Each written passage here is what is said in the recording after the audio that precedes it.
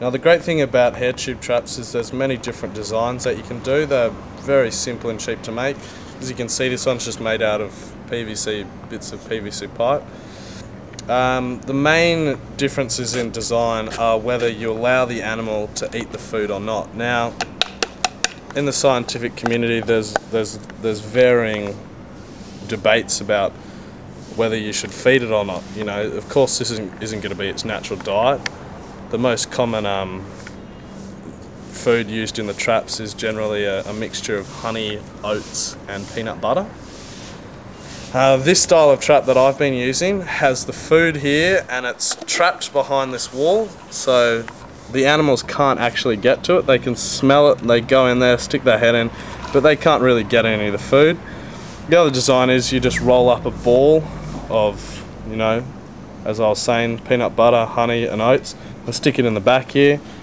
So when the guy sticks his head in, he can actually get the food and have an eat, and that way you haven't, you know, put him out too much. The main thing you don't want to be doing is you don't want to be disturbing the animal unnecessarily. Now with this has got a different face on it. I chose this face because one, it keeps it stable at the front and stops the trap rolling around when it's on the ground. And also it minimises the distance, so the guys really have to stick their head in there to try and get the food. So you're generally going to get quite a good amount of hair up on the top. Now, the differences between the two traps are, with the cage trap, if you actually catch the animal, you're going to know how big the animal is, exactly what type it is, whether it's a male and female, you know, what age it is, if it's got children, if it's injured, things like this. Hair trap's not really going to tell you that, it's just going to tell you what animal was going into there. It's not going to say if it was male or female, you know, how big it was. It's not going to say any of these features. Not necessarily that important, but the other thing is you've really got to send the hair away to an expert, because it's quite difficult to identify an animal off the hair tubes. Personally, I can't do it. We send it away to an expert and they can tell me what species it is. Whereas a hair trap, visually I can identify every mammal that's going to be found on, you know, in the Sydney area.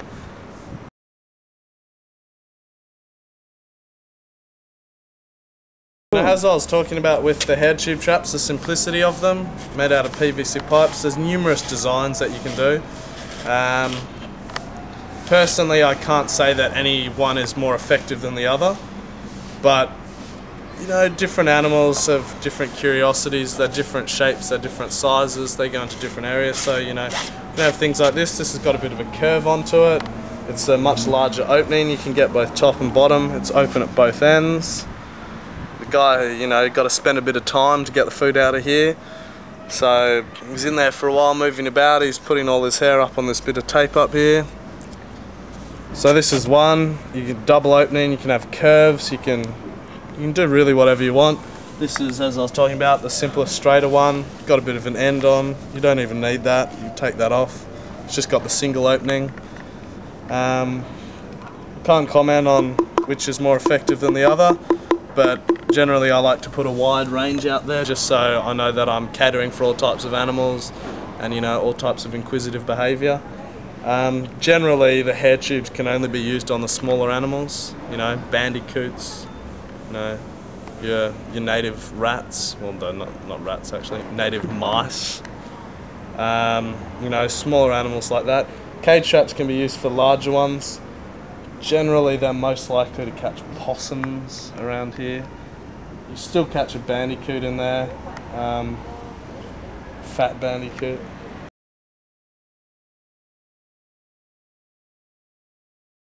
Well, it really depends. It depends on where you're doing it. Generally, if I'm doing, you know, an urban development like this, a small place like this, I'll only really put out the hair tubes, because if I go putting out a cage trap, then I am just going to get possums, because, you know, they're the most common, and although they are native and protected, they're certainly not threatened or endangered.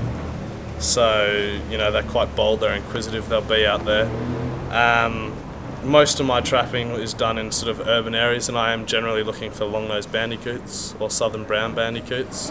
So hair traps are always the type of trap that I'll use.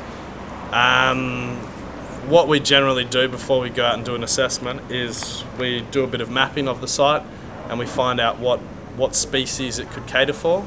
So that way we're not going out there and wasting a whole lot of time trying to figure it out. We actually know, there could be bandicoots, there could be quolls, there could be this, there could be that. So we go out there and we cater for that.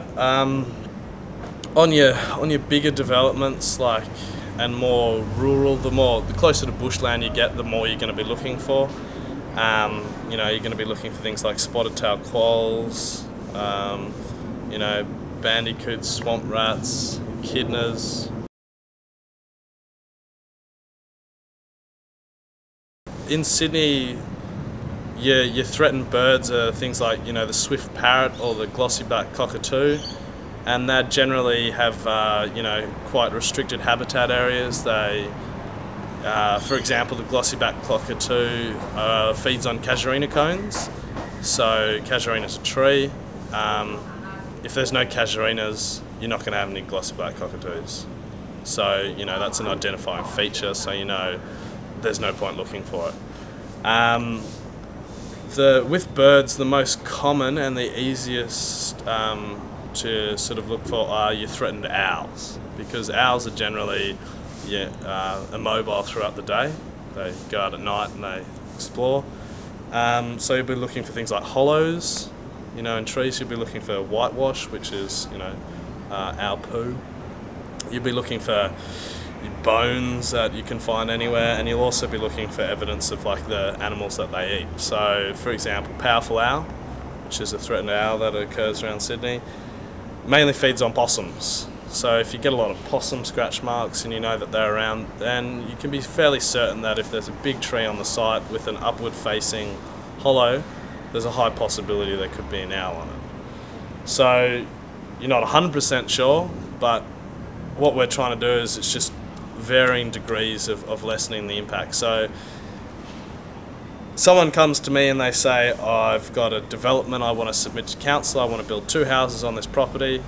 I go out there, the place is covered in trees. They have a budget.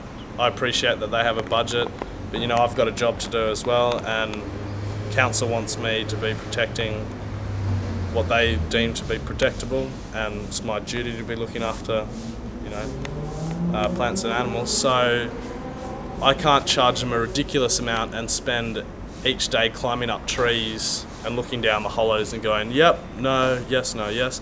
I've got to give them a realistic amount, and I've got to spend a realistic amount of time out there. And so at Practical Environmental Solutions, we try and find the balance between that.